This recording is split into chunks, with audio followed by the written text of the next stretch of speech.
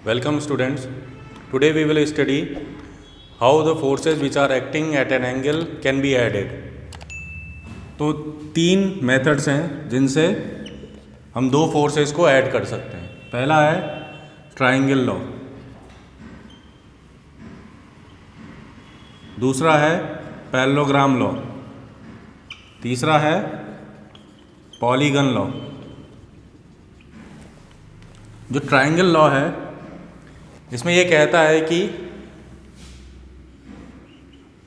दो फोर्सेस ए और बी, यदि कोई दो फोर्सेस हैं उन्हें हम इस तरह से ड्रॉ करें, इस तरह से दोनों को, इसका ये टेल एंड हो गया और इसका फ्रंट एंड है ये, ठीक है। ऐसी ये बी का टेल एंड हो गया और ये फ्रंट एंड।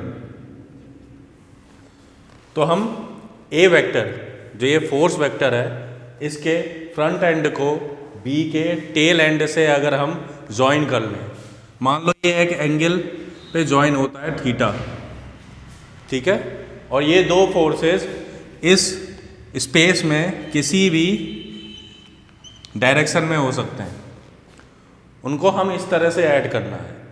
अभी कोई ज़रूरी नहीं है इसको हम ऊपर को ही आए, जैसे मैंने यहाँ दिखाया है, तो हम इसको यहाँ से खिसका के इधर ऐसे खिसकाएंगे और इसको पैरेलली इधर खिसकाएंगे, तो इस तरह से ये दोनों जुड़ गए।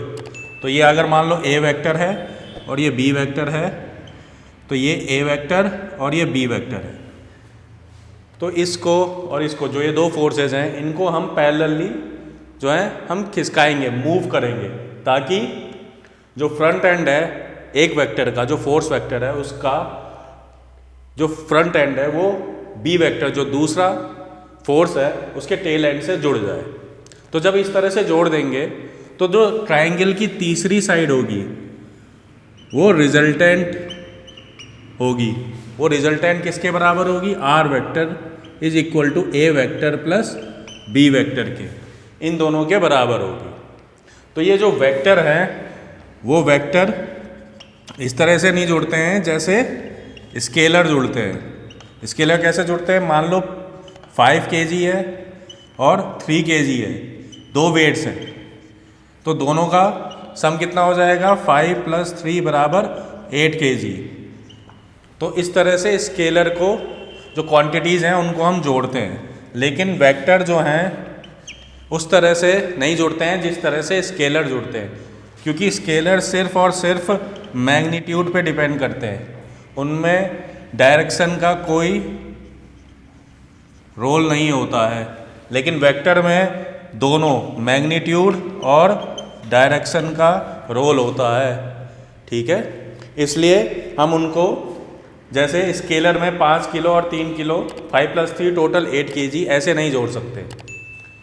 तो उसके लिए मेथड बनाई गई है, वो मेथड ये तीन है: ट्रायंगल लॉ, पैरेललोग्राम लॉ और पॉलीगन लॉ। और ये ट्रायंगल लॉ इस तरह से, तो इसमें रिजल्टेंट क्या आ गया? ए वेक्टर प्लस बी वेक्टर। इसमें जो दो लॉ हैं, एक ट्रायंगल लॉ और पॉलीगन लॉ, ये दोनों जो है जियोमेट्रिकली ऐड करने के काम आते हैं। किसको ऐड करना है? किसी भी वेक्टर को, एनी वेक्टर, ठीक है। फोर्स एक एग्जाम्पल है जिसका, जो वेक्टर है जिसको हम इन दोनों से जोड़ते हैं ज्योमेट्रिकली या ग्राफिकली भी कह सकते हैं, ठीक है। लेकिन जो तीसरा पैरेललोग्राम है, ये लॉ है, ये एनालिटिकली दो फोर्सेस को, टू फोर्सेस को जोड़ने के काम आता है, ठीक है। ये एनालिटिकली का मतलब हुआ कोई ना कोई इक्वेशन होगी जिसकी मदद से हम दो फोर्सेस को जोड़ेंगे, ठीक है। अब दूसरा है पॉलीगन लॉ। पॉलीगन लॉ में, जैसे हमने ट्रायंगल लॉ में पढ़ा कि उसमें दो फोर्सेस जुड़ते हैं, ठीक है ना। इन दोनों को ऐड करने के काम आता है ट्राइंगल लॉ। अब अगर 2 से ज़्यादा हो जाए, 3 या 4, 5, 6 इस तरह से हो जाए, तो उसमें हम पॉलीगन लॉ का इस्तेमाल करते हैं। इसमें क्या होता है कि मान लो चार फोर्सेज हैं, F1, F2, Ft और F4, ये 4 फोर्सेज हैं।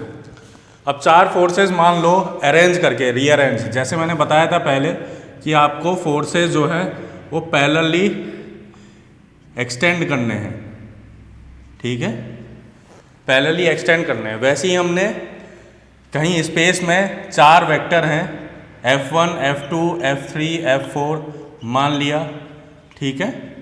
इस तरह से मान लो अगर 4 वेक्टर है, तो इनको अगर जोड़ना है तो हम एक पॉलीगन, जो क्लोज्ड पॉलीगन है, उसे ड्रॉ करेंगे। तो मान लो F1 ये है, जब रीअरेंज करने के बाद आता है तो मान लो ये F1 है, फिर F2 ये है। जैसे हमने ट्राइंगल लॉ में टेल एंड, एक वेक्टर की टेल एंड और दूसरे के फ्रंट एंड को जोड़ा है, वैसे ही यहाँ सबको जोड़ेंगे। तो F1 वेक्टर ये आया, F2 ये F3 हो गया मान लो, और उसके बाद ये F4 हो गया। तो 4 वेक्टर हमने ये जोड़ लिए। तो 5वां वेक्टर जो इसको कनेक्ट करेगा वो वेक्टर जो है वो R वेक्टर, रिजल्टेंट वेक्टर होगा, वो इन चारों फोर्सेस के सम के बराबर होगा, ठीक है। तो R वेक्टर किसके बराबर होगा? F1 vector plus F2 vector plus F3 vector plus F4 vector. तो ये R वेक्टर इन चारों के सम से होगा। आखिरी लाइन जो इस पॉलीगन को बंद करेगी, जो क्लोज करेगी, वो रिजल्टेंट होगी इन चारों फोर्सेस की, ठीक है। तो ये रिजल्टेंट है। तो इसको जो ये पॉलीगन लॉ है, ये एक्सटेंशन है ट्राइंगल लॉ का। एक्सटेंशन कैसे है?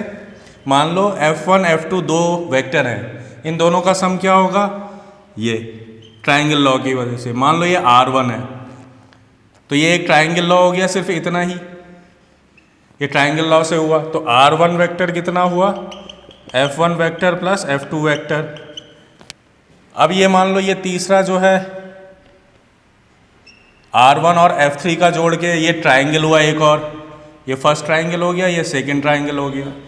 तो इन दोनों का सम क्या होगा? R1 plus F3। मान लो ये R2 है, तो R2 क्या हो जाएगा? R1 vector plus F3 vector, ये R2 हो जाएगा, ये वाला R2। अब ये जो R वेक्टर है वो किसके बराबर होगा? ये तीसरा जो ट्राइंगल है इसमें ये R वेक्टर कैसे निकलेगा? ये R2 वेक्टर था प्लस F4 वेक्टर, तो R वेक्टर क्या हो जाएगा? R2 vector plus F4 vector. लेकिन R2 वेक्टर कितना है? R1 vector plus F3 vector, तो ये हो जाएगा। अब R1 वेक्टर किसके बराबर है? F1 प्लस F2 के, तो R1 F1 plus F2 plus F3 plus F4।